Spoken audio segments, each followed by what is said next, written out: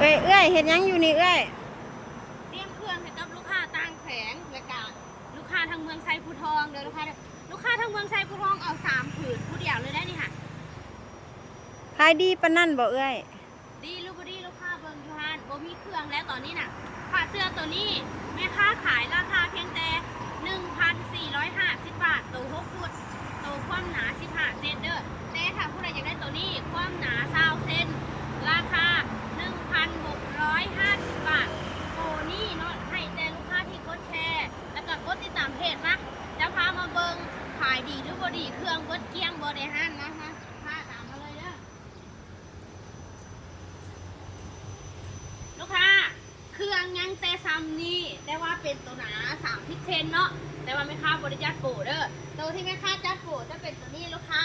ตัวหนา15 เซนและก็ตัวหนา20 เซนตอนนี้เครื่องเบิดเกลี้ยงเลยนี่เลยตัวหนา20 เซนนะลูกค้าเด้อ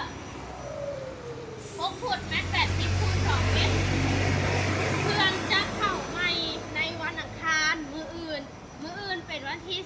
18ปกติคิดว่าจะเข้ามื้อวันที่17มื้อนี้แต่ว่าโครงงานเพิ่นเฮ็ดบ่ทันเนาะผลิตบ่ทันก็เลยว่าย้ายไปเข้าวันที่18วันอังคารเด้อค่ะเด้อตอนนี้บ่มีเครื่องจักผืนแล้วเด้อ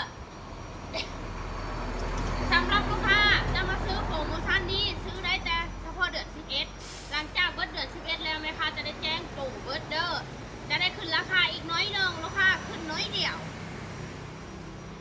และสำหรับลูกค้าต่างแผงอยากได้เฮ็ดจังได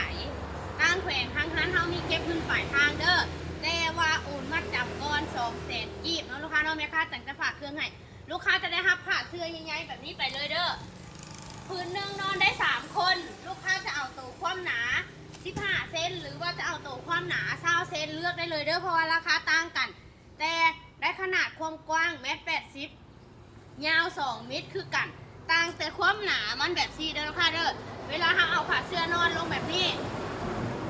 อันนี้เขาจะเอิ้นว่าความหนามันเด้อค่ะเด้อ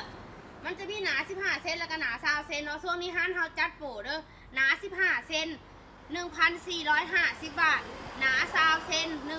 1,650 บาทโปรโมชั่นนี้ซื้อได้แต่เดือน11หลังจากเดือน12เข้ามาแล้วแม่ค้าจะได้อัพราคาขึ้นอีกผืนละ50 บาทอันนี้แจ้งลูกค้าก่อนเด้อขึ้นน้อยเดียวบ่ได้ขึ้นหลายขึ้นผืนละ50 บาทผู้ใดที่ว่าอยากได้ราคานี้อยู่พาเอามาซื้อด่วนเลยเหลือเวลาเพียงแต่13 มื้อก็จะสิ้นเดือนแล้วมาซื้อด่วนเลยฮั่นแม่ค้ายูเซโนแผงสวรรณเขตเด้อลูกค้าเด้อ